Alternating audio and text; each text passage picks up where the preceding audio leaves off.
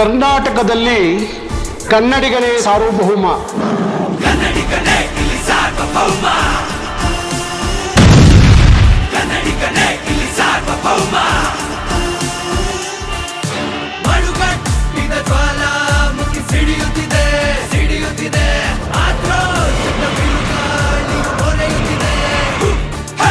ತಗ ತಗ ತಗಿಸುವ ರೋಷ ಅಗ್ನಿ ಮುಗಿಲ ಮುಟ್ಟಿದೆ.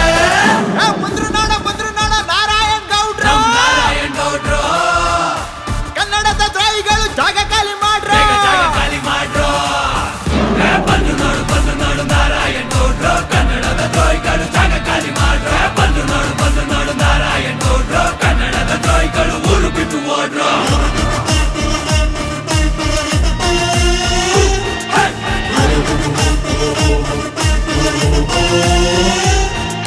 ಸ್ನೇಹಕ್ಕೂ ಬದ್ಧ, ಸಮರಕ್ಕೂ ಸಿದ್ಧ.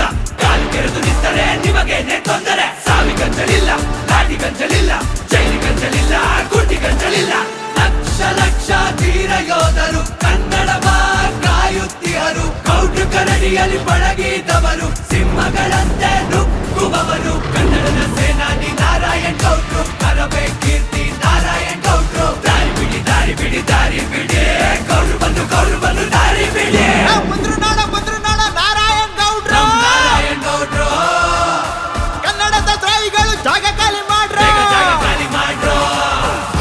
ಬಂದು ನೋಡು ನಾರಾಯಣ್ ಗೌಡ್ರು. ಕನ್ನಡದ ದ್ರೋಹಿಗಳು ಜಾಗ ಖಾಲಿ ಮಾಡ್ರು. ಬಂದು ನೋಡು ನಾರಾಯಣ್ ಗೌಡ್ರು. ಕನ್ನಡದ ದ್ರೋಹಿಗಳು ಊರು ಬಿಟ್ರು. ಕನ್ನಡಿಗನೇ ಇಲ್ಲಿ ಸಾರ್ವಭೌಮ. ಕನ್ನಡಿಗನೇ ಇಲ್ಲಿ ಸಾರ್ವಭೌಮ.